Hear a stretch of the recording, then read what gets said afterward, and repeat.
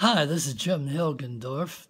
My wife Elizabeth and I are continuing our journey of traveling together to a new America.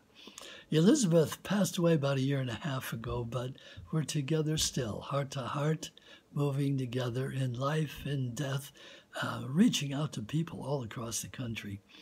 One of the things I like to do as we move along is to point out and review some of the great forerunners in our American history, the great heroes and heroines of our country. One of these was a lady who was born in 1906 in St. Louis, Missouri, into a very poor black family. Her name was Frida McDonald, and she had to, at age 12, had to drop out of school.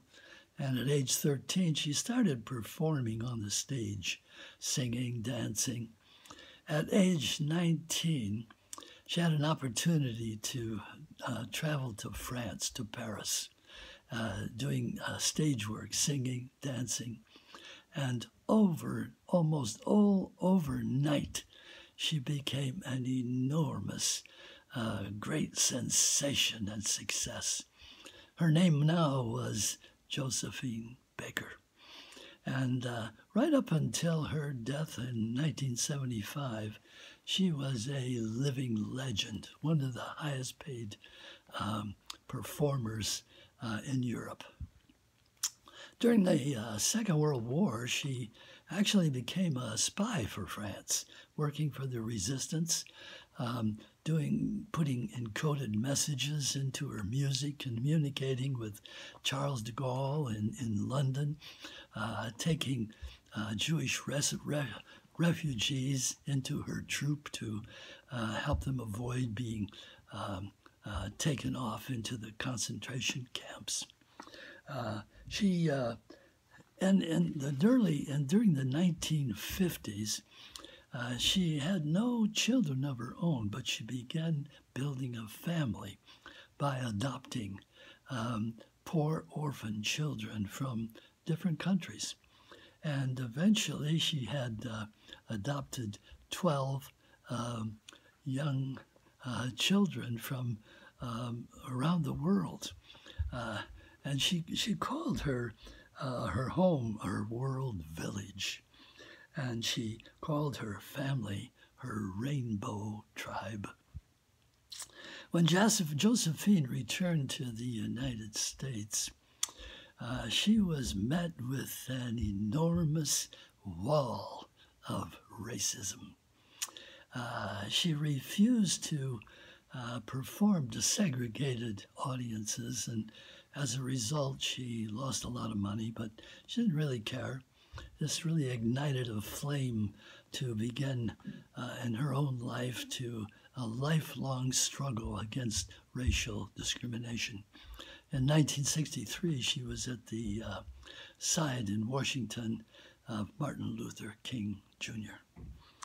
At her funeral in Paris, 20,000 people gathered, and she was the first American woman to be given a military burial in France. You know, she was a great lady. She, at the heart of her life was this desire to show everyone that there is only one race, the human race. You know, this struggle of Josephine is a struggle we're still encountering. Elizabeth and I are taking our own journey across this country, and our book, Traveling Together to a New America, really is about our 50-year struggle, this same kind of struggle. And it's also about the utter transformation of our life, our marriage, our work, and an encounter with the Soka Gakkai International, the largest Buddhist lay organization in the world now, and which has 12 million members roughly in 192 countries and territories around the world, people of all backgrounds chanting Nam Myoho Renge Kyo, very powerful way to overcome obstacles to achieve an absolute happiness.